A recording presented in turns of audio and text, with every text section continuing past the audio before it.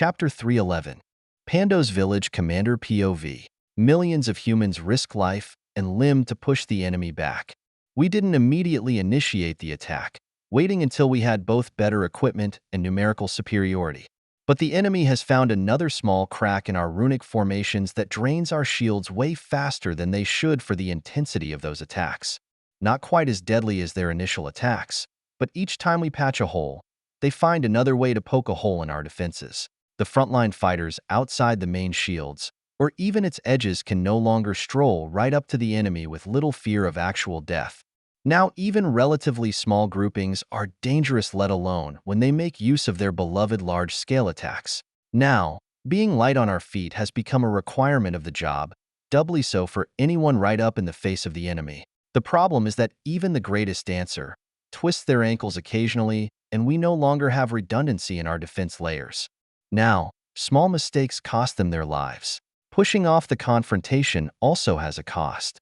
Every day we delay any assault, we likely multiply the number of casualties as they get further entrenched. We get glimpses of what is happening inside with the nearby seeds using their faux perception fields. The specifics may be clouded, but one thing is clear. The elves are getting mithril from that place. I see a couple more flying ships come into the edges of the battle, harassing the reinforcements and trying to go unnoticed, as most cities draw their roster to a minimal level of defense, especially the ones further inland with little risk of being attacked. A tiny on the map representing our next step forward takes my attention. One of a different color and shape than anything that ever graced Earth's map. A flying vehicle of kind and proportion without equal. Like the others, it won't be able to directly influence the battle, given the flight restriction in the system exclusion zones. Nor should we throw it right in without understanding its limits, but after so much of our research and resources went into its development, it has to make at least a modicum of a difference in the fight. Let me witness a glorious reveal. Automaton seed POV. All but the barest threads of my attention is on balancing the careful compression of the high-speed hydrogen plasma soup. The moment demands that I go beyond what I ever have, but not in maximum power output, but rather in consistency. With full battery banks, the excess energy keeps being shunted to propulsion and other lesser priority tasks that had systems of their own, but no sense in wasting the power being generated. The seconds tick down after a yellow warning light turns on everywhere until at the right moment, I feel a drain of unheard of proportions, at least outside the weapons development lab. In a tenth of a second, the first bank of capacitors is fully drained, and it even takes a decent chunk of the battery's power. Then the capacitors use those very batteries to recharge themselves over a few seconds, and both suck in every spare watt from the reactor slowly recharging. Presumably, that finished off a group of elves, but just the reactor is more than I can pay attention to, and so that's where my attention goes. Then comes another drain and another. Every couple of seconds like clockwork until it's over and only a sliver of power is left in the reserve batteries. 30 seconds till the battery is drained. Fusion starts to pick up again, slowly recharging it. If we were on the power grid, we would need days. Even AA Lossarge Junction, we still need hours. But my mind keeps the reactor lit and producing a decent fraction of the world's current electrical power output. In minutes, I feel the drain from another few shots well before it was full. That drains both the battery and capacitor to nothing once again. Even if the powerful and in many ways wasteful lasers have to fight the very system to accomplish anything and only kill a single elf per shot, the entire endeavor is going to be worth it. Then I assume we get closer, as the mana banks start to go down quickly. All that mana concentrates on our magical turrets, probably finishing off the enemy before we move on. I stop for a second and re-evaluate my approach to the fusion process while idly keeping the reactor just above the break-even point. Getting closer to the enemy has its dangers. The very reason we banked so hard on this ship is that it can become a platform where lasers could work from kilometers away, melting sand into glass over huge swathes of land, given enough time. We aren't comfortably there, but even 500 meters of range is decent and way beyond what the enemy could reach with mana attacks. The real problem is the recharge rate. Gigawatts of power from the reactor sound like a nigh infinite amount, until you come to realize how insane the power outputs to make useful weapons against system users are, which is compounded with the system's interference. Unfolding my mind in different ways, I seek the perfect mental framework for my task, molding myself into what I need to become to accomplish this one thing. The balancing act of a nuclear reactor relies not only on trained technicians and computers, but my touch. I take in thousands of streams of information and compute how to overcome the mathematical puzzles continuously shifting every other millisecond. If we were relying on magic, some of the effects could be directly manipulated, though the mana cost would eliminate most of its practical usefulness. Instead, every moment I have to find the configuration of magnetic confinement that fixed electromagnets that will produce a field of shape and strength necessary to not only keep the equipment safe, but also increase the pressure, heat, and collision in the plasma soup folding in on itself. Superheated steam spins the turbines, generating just a little more energy than it consumes. The next version will probably incorporate a direct energy conversion module. If we get the balance right, we will improve both power density while eking out another couple of % of efficiency, though it will add a layer of complexity. Right now, what I have is steam, and it's with this machinery that the very ether in my core stirs in search of the smallest of gains, the mildest efficiency improvement, or the chance that my friend will come back and make all this irrelevant for today. But he hadn't yet come back, and so I will be near the front lines, helping in my small way to eliminate the reinforcements getting to the enemy and making the lives of our frontline defenders ever so slightly easier. Ajax's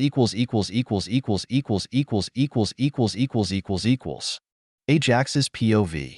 As I wake up with a mild headache, I watch the map in the command room. Dad is there with a dozen other leaders and support personnel. 2 pyramids are almost being overrun, at least from the enemy's perspective. Somehow the enemy is moving like they own the territory even half a kilometer from their pyramid, buffed with increased stats and clad in defenses against most of our more esoteric attacks. I have a solution. I half croak, half shout, but a moment later another word comes out in a mutter. Maybe?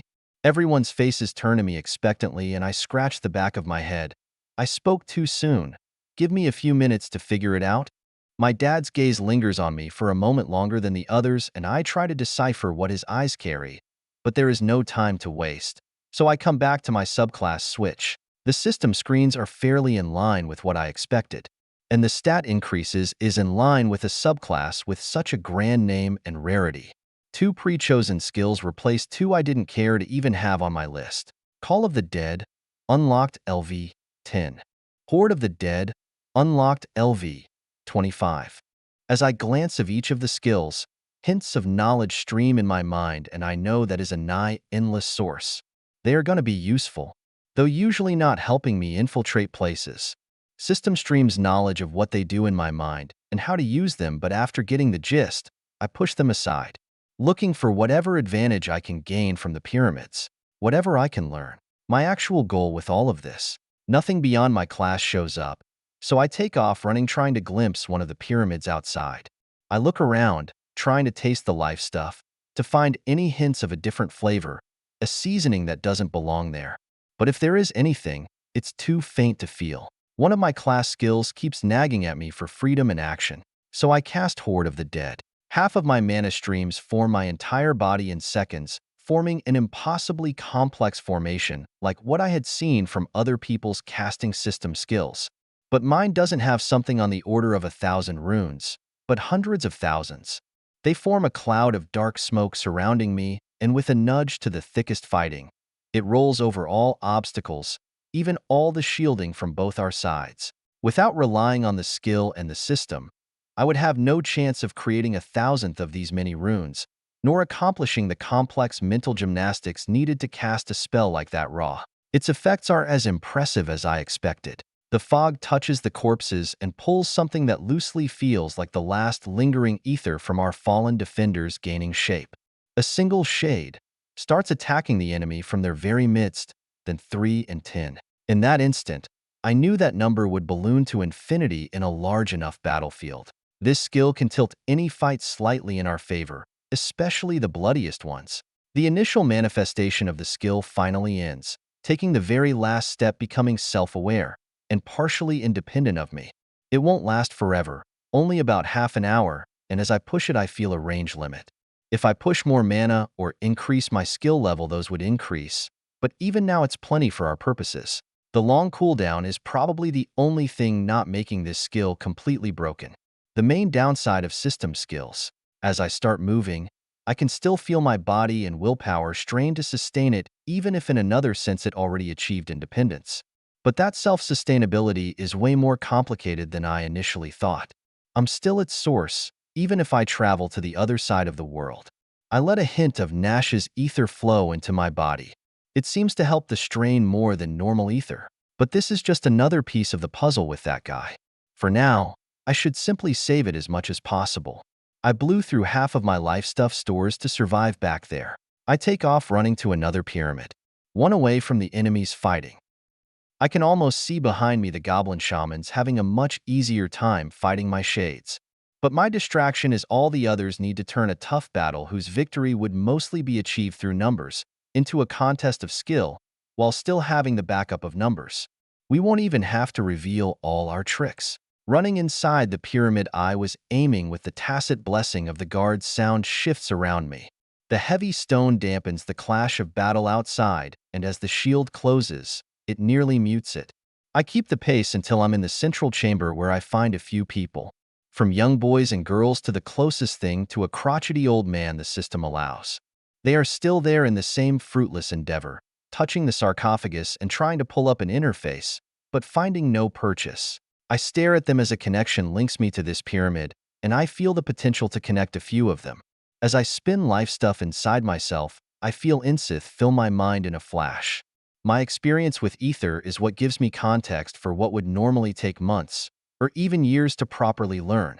I glimpse knowledge of the situation and the system's rules, and most important of all, how to expand and finish this connection. I unlocked the pyramids, even if my Speaker of the Dead is only a subclass. Now, I can choose those who will be allowed to join my side. And who am I going to allow this great honor? Everyone. The everyone in front of me looks back in confusion, but I'm busy allowing those connections to form. I think of telling them what they will have to face, the choice, but somehow I know that's the wrong decision. They have to ask themselves, and though I won't allow anyone to suffer as much as I did, some will end up with a lone scar in their minds. You know how stupid that was? I hear from my dad entering behind me just as I finish my job. You talking about this or that? He blinks at the empty spot before me where moments ago a dozen people stood. Well, everyone has to make their choice, he says. But I'm talking about entering the enemy's pyramid. That was foolhardy. I know, I say with a tired sigh. Now, you sound like a crotchety old man, he says, and I feel him restraining himself to not come over and ruffle my hair, and though it would ruin the moment in a fashion, I wouldn't mind it at all. If you only knew, Dad. If you only knew how right and how wrong you are. Oh, I can imagine, my dad says with that same strange glance. What you are gonna do now? Beyond allowing others the same choice I had to face, I think there is more potential to be unlocked. I have some thinking to do. We may have the advantage in the pyramid I passed, but there is another that they still have a small chance of getting inside. Traveling the inner world defenses just to save one pyramid is too great a cost. We may need the surprise one day. What are you gonna be able to do? I don't know yet. If I did that, the battle would already be won. But a seed of a plan seems to be taking hold. The beginning of the end. For this last piece of writing, I won't mince words and tell you straight away. It has come to an end. I won't be writing any more of this story. Now, I'm not gonna simply leave the already written chapters forever locked behind a paywall. But after long meditation and prayer on the subject, the decision was simply staring me in the face all along, and I simply didn't want to admit it. So finally being in the right mind space with the time to write this piece, I come to rip the band-aid off. If you want a bit of context, I will not excuse the abrupt end, even after my promises which I may not have outright broken as I understand them. But that is the way of humans, always finding the smallest of loopholes, unwilling to admit in full their wrongs. Even before this last time, I stopped writing. For forces beyond my control, I struggled with the course of my story. Each time I came back, it was a little different. I was a little different. But this time, after I stopped releasing chapters, the mismatch was too great. Something is lacking in the old pursuit. I know I could get myself reinvested enough to keep going, with grit and will, I could finish it against my better judgment. At the start, I would never have imagined I could ever really finish it and make it even half of what it is now, but looking back I can see so much more. But even the grandest outcome I could hope for this story is a little backdrop against my present hopes. And my gut is telling me that something is wrong here. But not really my gut, something that comes from higher, much higher. As some would say, I found God, as He graciously showed me. He found me. Now before I give the wrong impression as I have had in the past, I'm not saying, oh, now I found God through such and such church. They disapprove of such and such, but so by heathens. Churches and institutions of man are the last thing on my mind. I haven't even heard anyone I congregate with talking ill of fiction movies and novels. But after I started another step in journey, I found it prudent to take up my own research on how profitable it would be for me to keep reading and writing fiction. All my research simply showed me what I was blinding myself to. What am I comparing fiction to? Reality. In reality, through mercy, I found peace. I found happiness and hope. In reality, I met a God that is greater than I could have imagined, and who gave me and anyone open to its certainty of His existence and of His unconditional love to any who recognizes they are a sinner. Now, instead of dreaming of a guiding gut or heart, instead of a legacy of an imperfect ancestor, I have something much greater. In the smallest of ways, I listen to the quiet voice in the wind, His wishes of me. So now, Nash's story must come to an end. In the form of a letter, a comment, or somehow, but it must end. Maybe what I say may be unsatisfying. It may sound unhinged or even entirely like madness. So for those who haven't let it sink in, I will also put it in more practical terms. From the day I understood myself as a thinking being to about 3 years ago, I was zombie. A zombie that sought whatever little escape from reality I could. At the worst moments, I spend 14 to 16 hours a day for weeks of even months reading/listening, audiobooks, until I got tired, and then TV series, then a little games, then movies, then back to reading. I can with almost certainty say that to one degree or another describes many more of you than I wished. It was a long journey, from there to where I'm now. Now, I'm here, like an alcoholic burning his last bottle of whiskey. Old whiskey vintage handcrafted by himself decades prior, made by their own hands, when he was still young. Though not perfect, it's from his own hands. And this feeling of longing is half the reason why I can't get near the stuff. Maybe for someone else, it would have no effect. Some people can go their entire life drinking and never having that one more glass that never ends. But for me, in the best case scenario, I would be falling to pride as I demonstrate my self-control, or more likely the uncontrollable fallback to addiction. So for now, I will leave you with these words, slightly different from usual, but they no longer ring as hollow. For each time I spoke similar words, they gained weight.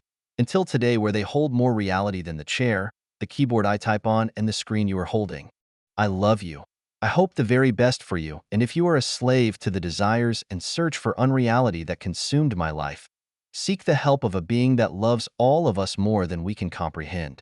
If you ask, He will give you life. He gave His divine self to provide a path for all of us. He loves you. Chapter 3:12. So, the enemy has finally arrived? I ask in clear terms to the closest thing our group had to a scout. The patchwork clothes, unkempt hair, and especially the unwashed smell overcome even the system's meddling. You can take the person out of homelessness, but not the homelessness out of the person. I look down and see a reflection of him. Maybe responsibility forced me to shape up slightly, but I'm still as worthless as he presents himself, if not more. I'm a kettle calling the pot black. Yes, the elves are gathering inside the nearest system exclusion zone. I mean, without counting ours. You were detected? I don't believe so. I assume this world's government is dealing with it. We don't really know the New Earth's politics.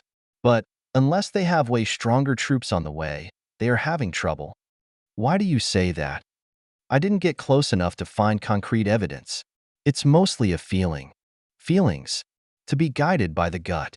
It had its advantages, but not even a decade with my son talking about it changed my mind on how I should act. Should I travel and seek him out? No. He left for a reason. I have left for a reason. It's better this way.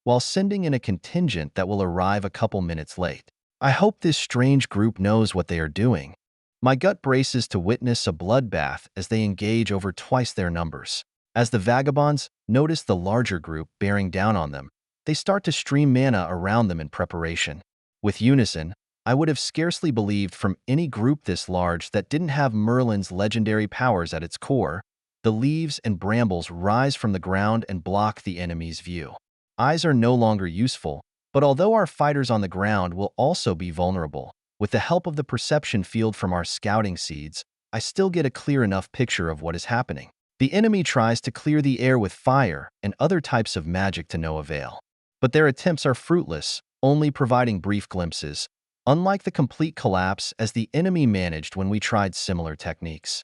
Wind, fire, lightning, and raw physical power meld into carnage, overwhelming the enemy. But I can't afford to spend my day gawking. So I go back to following 100 threads of battle to see where I need to send help. Even a cursory overview, however, is clear.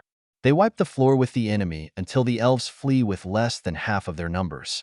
Seemingly just having gotten a taste of blood, the new human group rushes in without leaving a single fighter behind from injuries too deep to keep up the march. The enemies push just around their outpost, trying to trade their lives for a few of our soldiers that hadn't been many results gets completely annihilated in minutes throughout the section that we get those strange reinforcements. In minutes they help tilt things in our favor so much, I'm left dumbstruck. The enemy is blinded in confusion, while our side, even if slightly disoriented, manages to hold out pretty well. As mana floats between everyone in range, I notice our own side moving as if they can see. The newcomers must have shared whatever method to see past those leaves with the nearby melee troops. Then, tired of dying, the enemy retreats back into their outpost walls instead of keeping up channels to allow for reinforcements. They will now have to gather elsewhere and come here in force. The fight isn't over. Not even close. But after their 2 defeats, they are ready to lick their wounds, which I'm just fine with. It will simply allow me to build a better siege. The gross part of their reinforcements will have to pool somewhere nearby and make the assault in one go, rather than the piecemeal fighting we had seen until now. But as the human group approaches my position, a strange feeling of déjà vu overcomes me. "You look familiar," I say to their apparent leader, who, even wearing what seems like system-granted armor, and even if it fit him correctly, he felt awkward in it. Like a bum with a tailor-made suit. He waves his hand at my comment, and I do ignore the thought. Their particular talents swung the battle in our favor. A battle that involved millions of troops. "The enemy?" he asks. I feel there is more to his question, but I just go with what I believe is his general direction. "They have found a mithril mine in the middle of their encampment." Mithril? Sure, not ideal, but not the end of the world. Not that simple. It's not a random mine with a few grams, but a renewable source similar to the mines on the instance. Now my turn. "Where was a group as powerful as you hiding?" "Why?"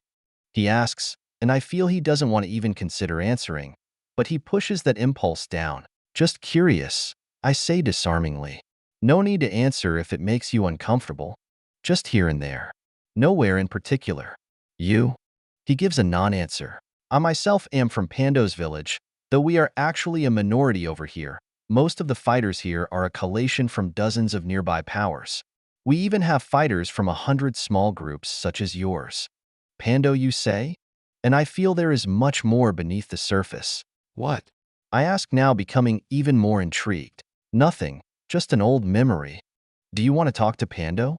I prod. "I don't talk to trees. They have the bad habit of not answering. And I don't want to travel thousands of miles. Pando has grown in many ways since integration. I can probably get his attention over here. If you have something important to talk about." I sense conflict within him. I better not. Some things are best left in the past, even if Pando has some kind of intelligence, enough to talk. Never mind. Now that we established a little trust to business, how are we going to move forward? Pretty much however you want. We aren't going to conscript you or anything, though if you choose to join up, you will have to give up part of your autonomy during battle. No leaving it midway and exposing our flanks. We take issue with actions of that nature." He narrows his eyes, probably thinking about how we could abuse that, but nods, and I just continue. "Look, I get that is a bit unbelievable, and if you were faced with someone else, the deal might be different. But you are dealing with a representative of Pando's village, and we hold the dominant position over a decent fraction of the world infrastructure, the paths to power and actual tangible military power. We act as protectors and mediators between most of the nations on the planet, while trying to stay out of direct control as much as possible locally. We, our leader, even if he doesn't think of himself as such, made it clear. We aren't to rule. Each group that joins up rules themselves as they see fit. We only step in when we see evil occurring. Common sense stuff, really. Don't chain humans in your basement. Don't kill humans unprovoked. Don't sell rat poison while calling it medicine. That type of stuff. Even if we find out we don't like each other, we can live in peace. I believe you. We will help to drive the invaders out, and then we will go back to our peaceful lives. Then we have a tentative deal. Chapter 313. Nash's POV. I reached to my new acrobatics skill, that is still skyrocketing compared to most other skills given it has yet to cross the level 100 threshold. However, like the others, I knew that it would become a slog after it crossed that threshold and approached my level. My newest enemy is some 100 meters away, but it is of a new kind. A ball of vines come alive. Its body grows a long tendril with nature magic and it strikes at me. I dodge rather than directly contend against it. With chi in hand, I infuse my will into that tendril and try to control its very body, but a protection very similar to my avatar skill rebuffs me. It's immune to nature control. Over subsequent attempts with my natural nature connection, I feel the slightest give, but the help is so insular that it almost doesn't seem worth the effort. Especially given that any alteration I make will take hours, or even days, even with my newfound experience from the last few months of training nature control, without chi or mana. Staring intently at it, the screen pops up cone again, but I dismiss it even before it registers to see that it tried to make use of the distraction. Living Vines, LV 301. I dodge another attack, with a rolling low to the ground before springing behind its trailing lib and attaching a tiny web of fairly delicate roots to the limb. As it passes over other trees, those little root tendrils try to attach themselves and restrict the movement of the mob with very limited success. This makes nearly no difference. It doesn't even compare to what I had been achieving against mobs closer to my own level. But I'm not just fighting an enemy one threshold higher than me. And though I do have my advantages, the skill gap becomes more obvious than ever. Like myself, the higher skill levels translate into more flexibility and greater speed for maneuvering its body. And not only that, I don't even find out what its weak point is supposed to be. My mind runs every possibility, and I even scrape the bottom of the well of ideas. Chemical attacks might work, but I don't have gallons of toxins, nor does its chemistry lend to an uncontrollable chain reaction seems likely. Its body composition is stable. There are no markers nor weaker tissues in its body, which is all but one solid mass of roots. No strange symbols for me to decrypt, no meaningful restriction of movement given its anatomical properties, nothing that screams attention as most of the other mobs. I try to approach, to see if the higher danger or closer distance will reveal anything further. But when I get within about 40 meters, its moves get way more dexterous. A pair of punches don't cause any damage. Their aim is to drive momentum into my body and make me lose my step, and their success puts me into a tight spot. I try to sprint away, but the tiny delay allows a dozen other limbs to swing and form webs that I have to either dodge or. Then when I'm almost home free, Root fully manages to enwrap around my foot. Slowly developing instincts honed for battle makes me act instantly. I shed that part of my armor while powering a strange little formation that makes my skin as slippery as a fish's, if not more. But even as I loosen the muscles of my foot and try to make the most of my momentum, the mob has too tight a hold. I halt midair. Gravity asserts itself, and I start to fall to the ground a few inches below me. No need to panic just yet, even if I now know for certain. The enemy is going to catch up. I form 3 sets of runes: fire, nature, and wind. Not with any specific plan in mind, but ready to convert the massive draw I'm summoning into useful forms. Freeform magic, which is a skill many lower-level people try to get away as far as possible from given the dangers, comes to the forefront of my mind. But I don't approach it lightly, nor do I need to go the full route to get most of the benefits. as even a single rune cell to transform chi into a certain element helps constrain it and limit the danger. Willpower explodes from me, and I manage to create a proper fire blade. It reaches and manages to sever the root, though even that makes it lose cohesion. But free from the enriment, I guide my tiny fall with wind magic. Nature creates a structure on the world around me, so that I can move with my own muscles, and I push to gain momentum. The system takes issue with my overt use of chi, but training and desperation fuel my motions, and I don't even feel the strain just yet. Though I'm careful not to infuse any of the trees around with nature chi, lest the system destroys them before I have a chance to make use of them. And if my life doesn't require their sacrifice, all the better. A step later, I glue my feet to the ground with way more strength than I normally would use, to both give me the grip and avoid another similar situation as its vines taking me away from the one small advantage I have. The mob seems, for a brief instant, surprised as it aims its focus on where I had been heading. But I don't keep going straight, or even sideways. Instead, I aim to sides, leading even a little inward, following the clearest path in a full sprint. It only takes a fraction of a second for it to readjust, but I manage to edge the roots through one of the few gaps large enough for a human. Especially with my long limbs. I want to take off in an absolutely all-out sprint, but with the restrictions around me and how often I have to weave my path, that would be bad on so many levels that I don't even take my own thoughts seriously. Instead, I hold the ever-accumulating amount of mana and even a hint of my ether ready for anything. And then as I'm drawing closer to freedom and with the 1000th direction alteration in what felt like a year, but was probably closer to 3 seconds, thousands of runes form around it in a system skill that I had yet to see from anyone. Its mana infuses it, and an area some 20 meters wide with me, almost at a perfect center, glows magic. Complex patterns of runes are mimicked from around its main massive roots. I get the briefest of glimmers of an actual weakness. But staring down the gullet of the beast is not the time to ponder the weakness in its teeth. Even with all my vaunted power, the instinctual recognition of runes, time that seemed to move in slow motion, this semi-intelligent ball of roots could keep up with me through sheer level advantage. Getting caught would be a death sentence for me. Not without skills of equivalent power that would let me leverage and restrain it. Even with this skill level, the speed of a level 199 nature control and its level 301 bears no comparison. Let alone my much lower level skill, sitting just above 120. Maybe I would be able to survive its blows relatively well for a while. And if it was a more normal enemy, I could tank a similarly strong opponent long enough. But this enemy works in a different way. Its first real blow would just leave me open for its subsequent 1000. I have to shift the battleground, so I explode with fire and nature chi. Without the time or the properly honed instinct for its precise weakness, I only have to hope that raw stats will make up the difference, and I pit my will against it to claim the roots it's trying to turn against me. Thousands of roots stream from the ground. Roots stronger than Kevlar or anything I had seen outside a lab test for Pando. And those I can't even slow down with my will, given they are all part of its body.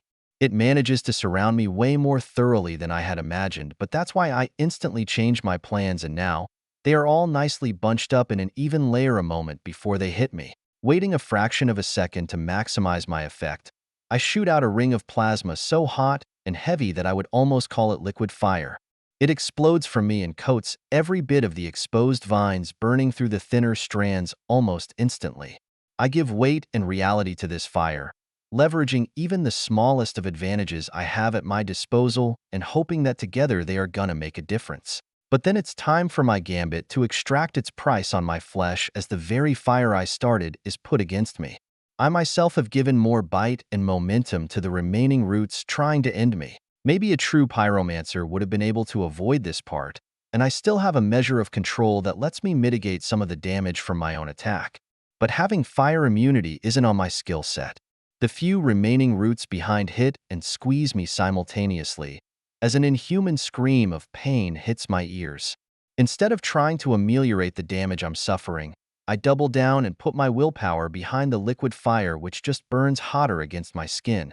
And that is the last straw for every one of the living vine's limbs.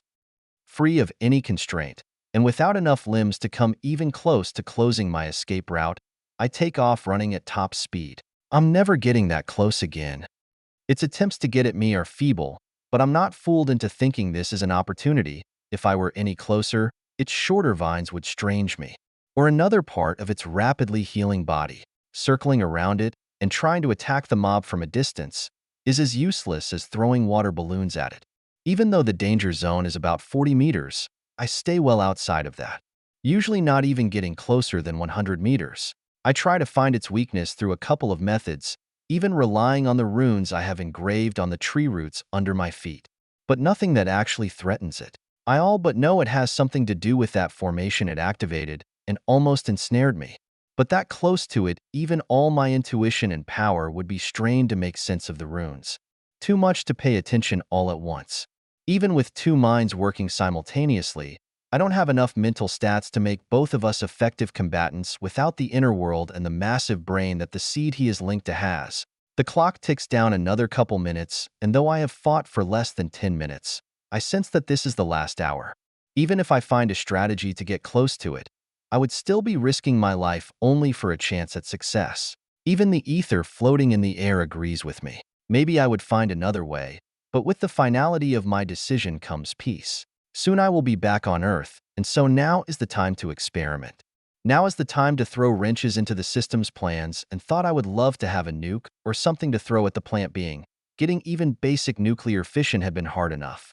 Nukes seemed to be decidedly off-limits. My plan, however, was hatched mostly out of curiosity.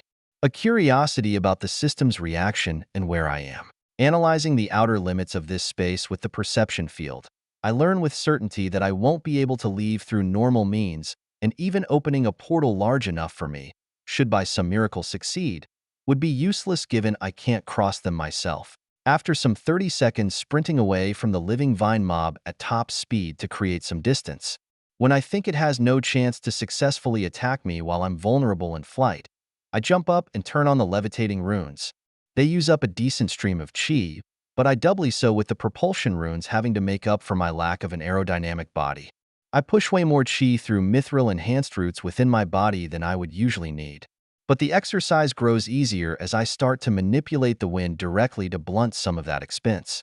I don't get anywhere near a smooth aerodynamic shell, but it helps with my mana economy. The 98-mile trip is over with a few minutes to spare on the clock without me having to pull anything extreme. Luckily, the enemy isn't even in range of my perception field, though I do see a certain albatross approaching. I try to think of other solutions, but the preliminary tests I have run do put them outside my purview. The system flat out denies me the right to cross into my inner world when I open a portal, and I don't think that is a limitation of the system. Though even if opening a portal is still done by the system, I'm starting to get a glimpse of the tiny runes and minuscule resource drain they induce. And maybe one day I will do away IHT some of the limitations that portals have, as one last test, just to see if I couldn't do a little more than I had initially hoped. I take a baton-like slice of my inner world and try to poke it out. My system-based perception field tells me I'm trying to poke past the limits of the universe, with nothing standing beyond. But I can feel the tree just hugging the outside of the dome with my natural version of the perception field. The piece of the inner world also doesn't accomplish what I wanted. It acts like I'm trying to cross not a few centimeters, but miles of space storms and strange non-Euclidean space. That thin barrier is a kaleidoscope of spatial mirrors and strange dimensions where walking in a straight line is the best way to get lost. Even my will can't directly cross to the other side. But space and my natural perception field know that is in my ways an illusion, a limitation of the very way that I perceive the world, even if I no longer get strong headaches just from seeing space phenomenon with my perception field. So I get ready to warp space for the briefest of moments as I return the piece of the winner that I took. My being tunes, and even as my passive aura scares away any predators with ideas about trying to get a chunk of my stringy muscles, or even one of my nutritious bones to chew on. All at once, I try to warp and bring a thin straw of space already in place and turn it into a piece of the inner world. But not in the real space there, but just the potential in any of the other dimensions I can reach. My natural space warping powers combine with free-form magic and chi. Reality fights as the system shows its displeasure, but I'm the source and I won't be denied. The exercise strains my will for a split second, but then a connection is formed. A connection that I fully embrace. Chapter 314. With a disintegrating space, affected by the system differently from its usual modus operandi, I push for that connection to deepen across the space I wasn't supposed to not even know existed, let alone interact with. My other half fully connects the tree to learn all that he can. I, however, seek to enact my will upon the world in a minor way. The tiniest action so I can stay true to my tenets, and just as important without further attracting the ire of the system. I connect to the nature, to millions of different cell clumps, and I gift a hint of Pando's DNA. Not in any physical sense. All my experimentation told me that even that small imposition would be opposed by the system. Instead, I asked them gently to alter in that particular direction. Each one starts to copy sections of the original, and when they are done, they will gather it all. If I had to do it from memory, I would simply fail. But with a reference at hand, all I need is to become the conduit for that knowledge and let nature take care of the rest. Seeing them replicating it from memory amazes me. For a human, the task would be impossibly complex to do on the fly, but they understand exactly what I ask of them and execute it flawlessly. Then the system comes down in earnest. It cuts the connection with such prejudice that I feel the crushing defeat of a broken will. But a simple grim graces my face, knowing without a shadow of a doubt that I soused. That knowledge, the hint of distributed copy, is spreading like wildfire, because the system may wrap my hands with bubble wrap and dump me in a soup of non-Newtonian fluid, trying to reduce my impact on the world, but it can't do anything about the natural perception field. Dozens, hundreds, then thousands of trees diligently recreate pieces of blueprint like I asked the first tree. It will take time, and there are probably mistakes.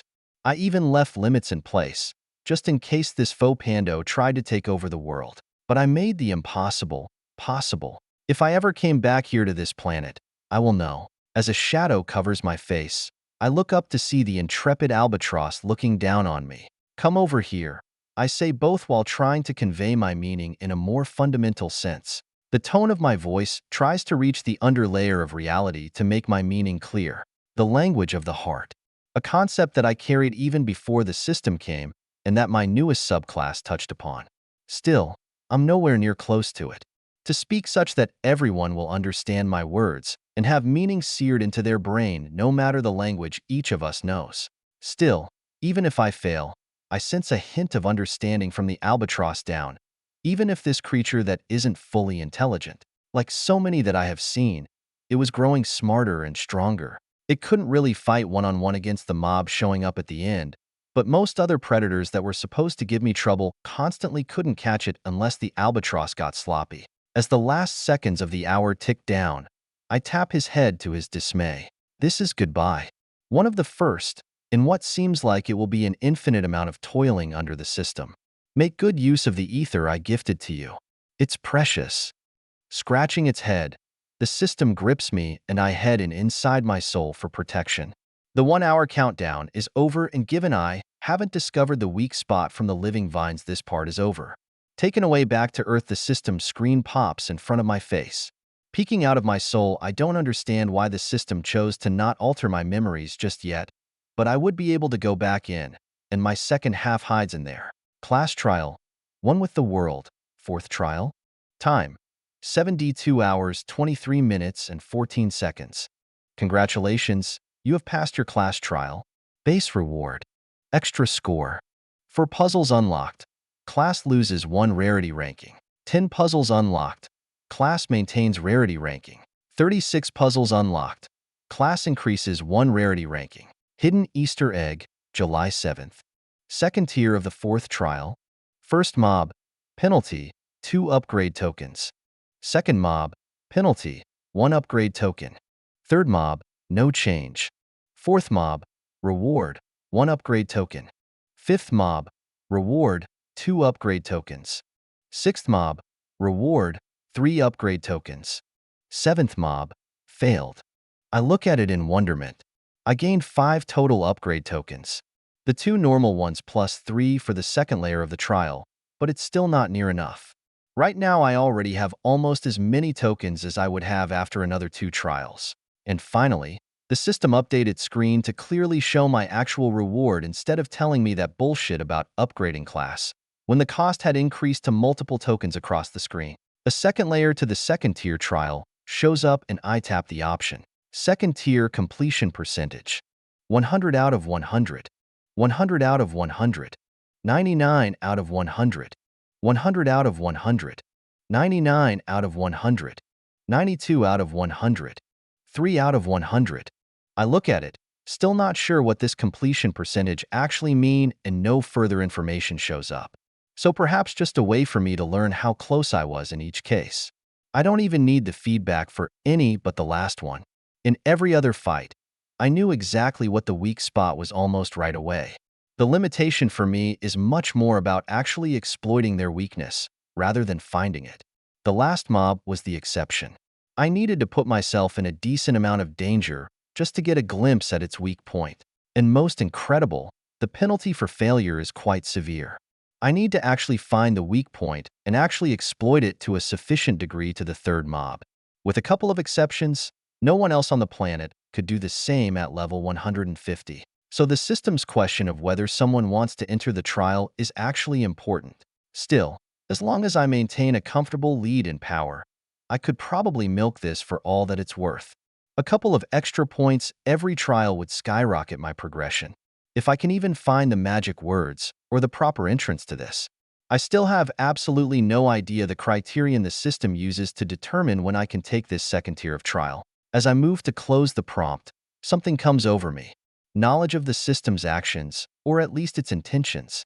The anticipation just as soon as I finish my current task. I send a few words to my other half. I'm sorry, but you are going to have to take the blow for both of us. It takes him another moment to understand it, while I feel him digging through our memories. Acquiescence pops in, and somehow I know that this balance of the system will be broken if I try to contact anyone beyond. Entering my So's Island of Peace is just the first step. The preparation of my other half, deepening its connection to Pando, is enough for the system to end its grace period with our memories still intact, hiding inside my island of peace and protection. Something that I somehow know I couldn't have constructed if I had a billion years to learn all the secrets of the universe. Something that even the system is powerless against. A shard of the legacy left for me, for yet unknown reasons. Even in here, I can feel the scars being carved in our brain, and I know that when I leave, even I will have trouble remembering. My other half fights valiantly while alone, and the system's actions are only insular at first. But this is not something the system will give up on, and as the minutes pass, thoroughly erasing everything we knew about it in the physical realm and even in the metaphysical for my other half, I feel the gaze of the system as it enters my soul, but even as its will brushes the outer layers of the island of protection with all the extraneous things I added, like the ether constructs and small experiments I was trying to run, it recognizes me in a different light. A hint of hatred emanates from its usually impassive machine-like actions. Nowhere near what I had felt when its living aspect stirred, just the remnants of its instincts that anyone stubborn enough saw on occasion. One of those tendrils lengthens and surrounds the sphere before it contracts, trying to squeeze it out of existence. But the system is like a child trying to break a reeking ball with a hug. Inside my own soul, I can feel the effects of the system. Its will manifests in this place. Its growing power, in both quantity and quality, gathers. The pressure around the bubble grows to such levels that if it implodes, I would simply cease to exist before. I won't even be mashed potato that I could heal with plenty of life, but my soul avatar and very being would become like a plasma, where not a single one of the particles that constitute myself is attached to another. Then all that immense power recognizes it's facing something superior, and it chooses to wait. Ah shit. I draw in a little more of my ether inside it, and to my surprise the system doesn't try to interfere with the tendril of my own will that I send out. Though it carries no memories, it probably knows that anything I try will be futile. I will have to eventually leave, and when I do it will gobble up what is owed to it. But that is where my last remaining plans will come into effect. I take the ether and start to carve words. Not runes, mystical symbols, nor a code message, but simple words written in plain language. I don't even need to fully form them as I would to make functional ether constructs. I only have to give a mild impression of holding their shape to the ether and it obeys. It won't be useful anywhere else, but protected in here it is very useful. The minute amount of ether they take and how easy it is for it all to remain stable makes this the perfect technique to record stuff for safekeeping. Only minutes later, a complete and thorough record of everything that I passed is done with no sign of the system already to leave. Now to the next step, my only real shot of retaining my memories without making an inordinate effort. I take inspiration from my dual mind skill, but this time, I don't try to make another copy that could work simultaneously. No, I pull on my knowledge and memories, splitting them apart. A tear reaches deep within me, though I'm still mostly intact. I leave behind only a small section that contains what I learned and hypothesized over the last couple months in the trial. Then I take a step out of my protection, wondering at how smoothly the process went, and I feel the pain I would have expected from the self-surgery. I try to hold together as the system looks within me, reading my memory and trying to erase anything that I learned inside the trial. But it finds nothing. I have trouble holding on to this state, and all my hopes to at least achieve a precarious balance are dashed. There is no way I could keep juggling forever, and the only other option is to remain trapped inside it forever. Part of my gambit succeeds, as the system doesn't try to enter the island again for the remaining memories. The system may be able to read my mind, but it can't really get to specifics. It only searches what I learned inside and the conclusion I arrived. Too bad. This seems to be knowledge, even more well-protected than whatever Ajax learned on the pyramid.